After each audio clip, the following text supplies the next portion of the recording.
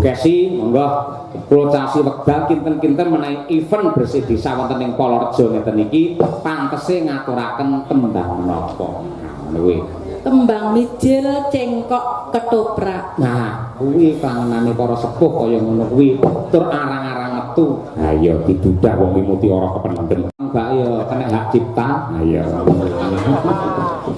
iya wis dilepas kan wis tak gawene arit endinge monggo Bu Kesi ya mijil oprak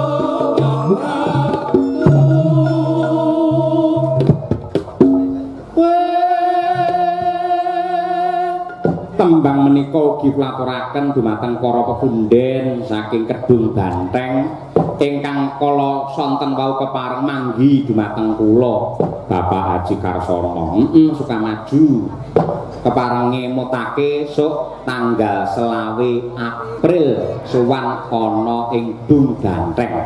Wah cocok iki jare kono iki papan pelanyan saiki wis ora yen nganti kono sing dadi papane wong wadon nakal mesti yogaku angel golek-golekane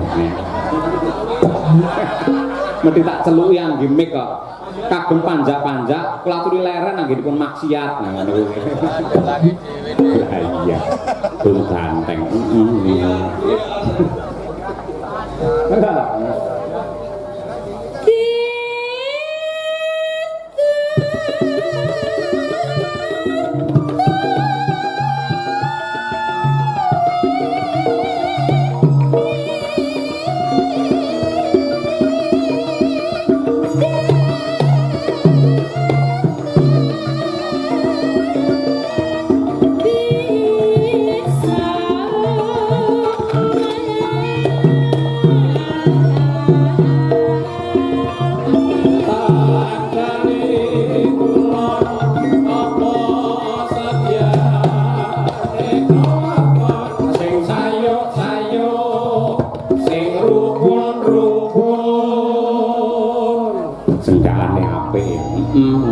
ngemu piwulang pesan moral ngetan kali ngulon apa sedyane kelakon blarak disampirke mae cerak ra ngampirke minggu ora prei ditunggu-tunggu ra diwehi mergane wong wis turu dibuka malah ngidoni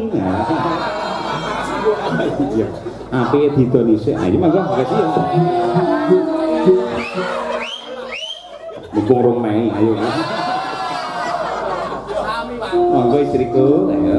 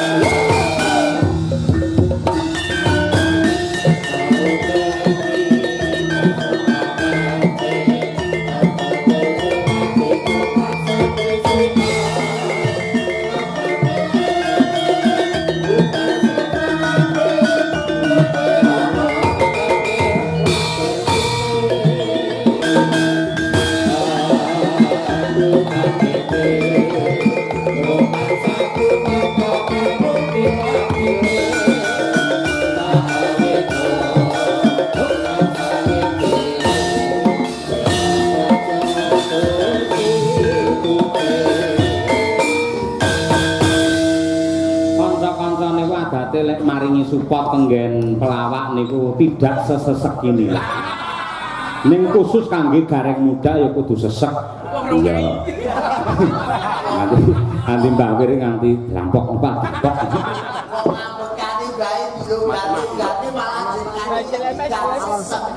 Pokok sesek niku ki asma. Pokok jadian gak kon kanggo asma niku napa nggih betul to Mas Cahyo? Mboten perkara asma, niku tempo. Tempo. Irama. Kagak poso brene tempo. Kok angel motor. Tegese kuwi iki lho. Ketukan ngene iki lho.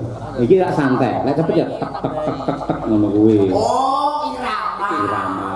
Niki nuwuni pamundutan. Nggih. Sedulur wonten ing Laladan Polorejo mriki Mas Cahyo. Leres. Awit menika mboten duga mana saestu awit sedulur Polorejo mrika ngiras pantes niki bersih desa, ngiras pantes nglumpukne warga masyarakat ugi polo kepala desa sak kecamatan Babatan. Nggih. Mungguing bersih desa sing ditindakne setiap tahun sing dalange ora tau kecer nggih Mas Cahyo Kuntabi. Nggih. Niku katresnanipun Kyai Polorejo ngoten niku. Mila mumpung jenengan wenten disekseni karo Kyai kabeh. Mbok wis ping 4 apa ping 5 aku lali. Engko yen ping 5 taun ngarep mboten sah dipun bayar penuh. Cukup 50% saja. Niku pun kecara nyata mboten namung panjenengan Mas. Urung rampung lek ngomong. Kok dereng 50% itu tegese 50% DP, 50% pelunasan. Kok omong ngono. Iya. Wong ngendikane jenengan rene ora usah dibayar sing penting turane kena ditukakne sepeda motor. Iya. Saiki kok buat barang ora dibayar ora apa-apa. Nggih. Mergo mau wis lunas. Lah lek kula mboten kemrungsu, mang dibayar ya kono sak engko dibayar ya kono kula pun ikhlas, Mas. Wah, elok tegese jenengan iku berdharma ora golek materi nggih. Sesasi kepungkur wis dilunasi. Oh, alah. Lah dadine kalek nyaur igo-igo. Mula raimu tak sawang kok pucet kok kene. 750 tok, Mas. Alhamdulillah barokahullah. Nggih. Lek mboten lantaran kados mekaten nderekne panjenengan Mas Cahyo, Nggih. kula nggih mboten samar menika saged menika nggih ngeten niki sabet jagong paribasane kumpul dulur wonten ing Laladan Polorejo Mas. Leres, nggih. Namung ndedonga muga-muga sak cekapipun bersih desa Nggih. sedaya masyarakat wonten ing Laladan Polorejo manggih kawilujengan kebagas warasan selamat donya kelawan akhirat. Amin. Ingkang baken mugi-mugi sing tani ya tandurane ya melimpah ruah. Bebas dari hama. Nggih ingkang dados Mbak Lurah muga-muga pinaringan seger waras. Amin. Ingkang dados pejabat muga-muga nggih sedaya menika dipun ijabahi Gusti Kang Maha Agung kebak ing kamulyan panjang yuswa. Amin. Amin. Tenan nyambut gawe lek karo Mas Cahyo tenan. Wong nonton iki dukana dukene ora nek senggawe. Lah niku merga katresnane Piyai Polorejo. Kula niku nun sewu mayang tanpa ada peran serta para penonton sing sak lapangan penuh. Saya bukan apa-apa. Yang artinya yang melestarikan budaya wayang, budaya Indonesia bukan dalangnya, namun seluruh penonton yang tercinta ini. Tepuk tangan Polorejo. Nggih tenan niki Mas nggih dititeni mawon wong tegese tenggene Polorejo, kanca-kanca desa lintune niki dereng ingkang wonten ingkang dereng napa bersih desa. Alhamdulillah Polorejo menika sepisan dalu menika Mas. Oh ngaten nggih. Murwakani menika wujuding bersih desa, muga-muga iso resik samubarange, resik penyakite, resik godha rencanane manggih kawilujengan kebagas warasan. Amin. Sampeyan ndongakne kaya pinter Mas Bareng. Nggih, wong pacak wis dilunasi sak wulan ngeten iki kula nggih rada encer, Mas. Ah iya. Mune tegese panitia tanggung jawab. Ana lho, bar wayangane panitia digoleki angel. Nate kula akhire mulih nggo Avanza, nate ngoten niku. Panjenengan Heeh. bar wayangan panitiane lunga mulih ora nek digoleki turu ora tangi. Mboten temu ditelepon ra diangkat. Bareng jenengan solusine Avanzane sing di omah kula go mulih. alah sami kalih kula, Mas. Pripun? Aku mulih bar dagel druk medhun goleki sing di omah ora nek. Sing duwe panitia ora nek, warga masyarakat ora nek. Langsung kula bablas nyangguri, Mas. Nyapa? Pitik jago tak jupuk. Oh, jenengan Avanza wong sakmene bane aku ya pitik jago wae kan cukup to, Mas. Apa ya cucuk gareng kaya ngono Lah ya jago ya cucuk to, Mas. Kok ya nggih niki iras pates nggih niki napa nggih ngleluri budaya Jawa, Mas. Paribasane lek ngonceki barang sing ra bener kerta aji, Nggih. bayar paribasane kan boten leres. Ingkang baken sedaya masyarakat Polorejo khususnya menika dukuh wonten ing tamanan mriki, weh tenan sak RT 5 yuta. Lek 12 RT pinten yuta mawon, Mas. Iya bayangno kuwi pawa ditukokne dawet jagung iso nggih wangi. Lha wong mboten namung damel langi lek niku. Wong nggih ngunekne speedboat mawon kiyat. Iya. Oke, alhamdulillah, alhamdulillah. Mas Gareng. Nggih wonten Gandeng ten pundi-pundi gareng niku identik dengan penjabaran alamat yang sedang wayangan. Gitu? Nggih, Niki leres. desane napa? Niki desane Bumbu Rame, Mas. Apa bumbu rame? Lah Polo niku napa? Bumbu Lah nggih Rejo. rame. Lah nggih, niki tenggene Bumbu Rame niki nuwun sewu. Niki napa meneh Pak Dino Sugih, lurahe Pak Dino Sugih. Pak Haryanto. Lah hari niku Dino lah Anto. Sugih. Nah, Pak Haryanto ki dina sing sugih. Kula dina sing sugih dalu mriku didamel wayangan. Yalah. 2 periode, muga-muga masyarakate ayem tentrem, padha seneng aja enek sing gontok-gontokan, aja enek sing plero-plerokan, napa meneh jenenge jaman saiki jaman modern, Mas. Pokoke dolanan HP ya sak becik-becike. Nggih. Aja ngantek dolanan HP sing dingge ngeslot, sing dingge apa ku ora bener. Nggih. Lek iso ki dolanan HP iki ya dingge nilpuni tangga-tanggane ngoten.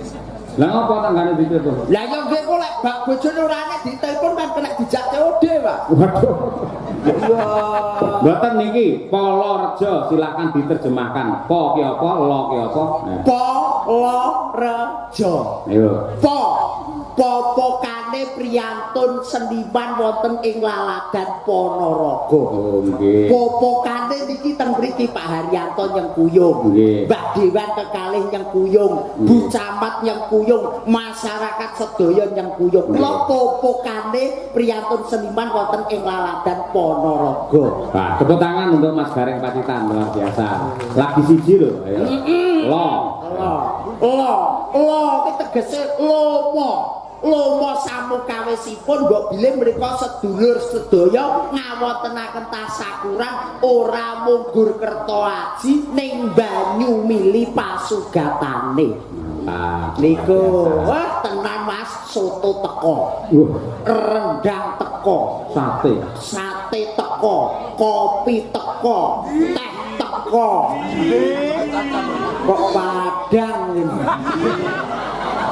Sampai ini ora ngerti, aku wis matur karo panitia, engko yen bar lingguan lagi hadir di dalam itu. Wah, niku sakit cantut tali pondok, kadang-kadang sinoman lho Mas. Wah, beda teko urung tak pangan ya diundur neh. Dadi kula sepriti nggih klingsiren. Lah sampean kurang cepet le dahar. Lah jane tak cepet-cepetne wong lagi tak rage wis diundur kok.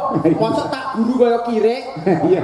Kaya remen ing penggalih merga saged nimbali panjenengan ugi kanca madangkara. Ya. Terakhir Jo mengamengo sok deneh nambok ping 4 ping 10 ngundang dalang iki wae. Nggih. Niku leres wae Pak Lurah dipun paring dawuh tahun ngarep bersih desa tetep wayangan kula. Nggih. Dagelane nggih gareng. Nggih, alhamdulillah. Nek gareng Semarang. Mas, mboten napa-napa. Kula pas job teng Blitar. Pak boten saged. Mboten saged kok. Nggih. Wong arep golek sandang pangan jenengan iki kok ya paling mboten nggih napa niki dung-dung to Mas. Dung-dung. Pokoke ya aku lek rezeki jenengan pikantuk rezeki, para dagang pikantuk rezeki, sinoman anggenipun cantut tali wondo parkir nggih pikantuk rezeki. Mergo diayomi karo Pak Lurah. Pak Lurah, namanya Pak Lurah Haryanto.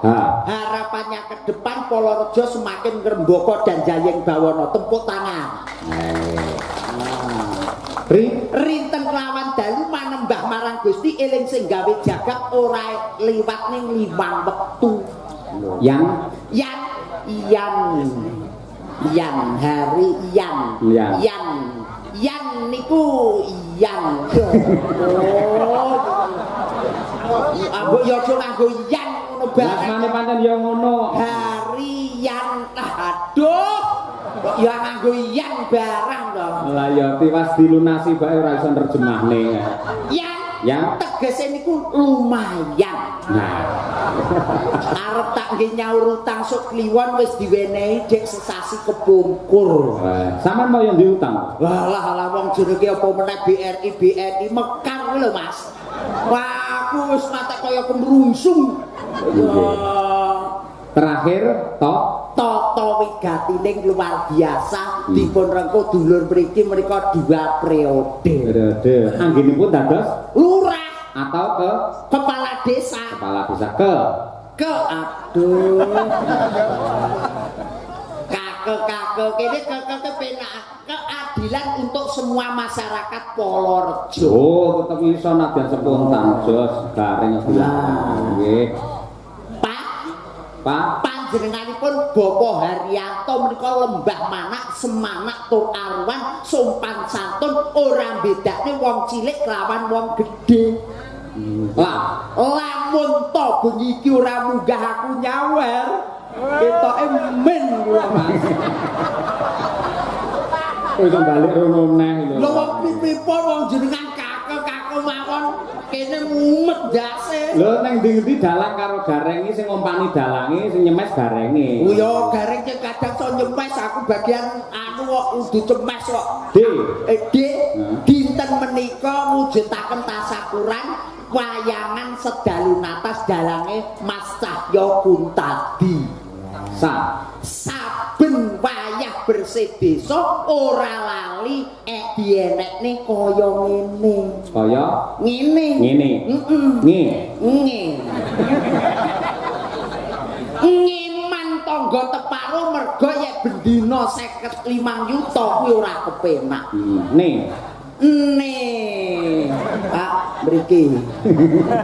Kok yo ngenang ngene ngoten bingung Pak, ngoten iki teng utek ngoten iki nggih mumu. Oh, kudu iso. Zaman saiki garing kudu cepat, akurat dan juga bermanfaat. Lah iki apa kaya polisi apa piye? Wong aku ki arep dagel mosok kaya polisi cepat akurat tanggap, cak-cak debak paling. Ah iya. Wong iki ukara lho Mas, kaya wong kelas kula mawon kok nggih. Ngapunten Mas Cahya nggih. Cahya. Nggih. Cah. Cah nggih. Cah kuwi tegese bocah. Bocah sing linwih diukir jiwa ragane marang tiyang sepuh kekalih dadi bocah sing budaya ngerti marang trapsila tata caraning Jawa. Jos terakhir yo. Iya kuwi wonge. Masing-masing wonten. Sip, kula golekne kanca Mas Gareng. Wonten. Ini ada bintang juga dari Ponorogo. Oh nggih. Yang ini. Priyayi Kidul Margi. Oh, apa jenenge? Lho, kene nengen apal aku. Oh. Kene nengen ki jurusan kono ning gone alun-alun. Terus? Lek rono ki nang Madiun. Lek ngulon ning nggo ngalon aku ya apal. Ngendi? Dong Banteng. Oh, tanggal selawe dong Banteng. Nah, karo sampean to ya? Ah, nggih nggih Mas. Nggih. Nggih, kula pesen setunggal lho Mas nggih. Apa? Sing bingisane teko Mendas. Oh ya. Monggo Mbak Lucy coba cublak suweng Mbak Lucy Brahma.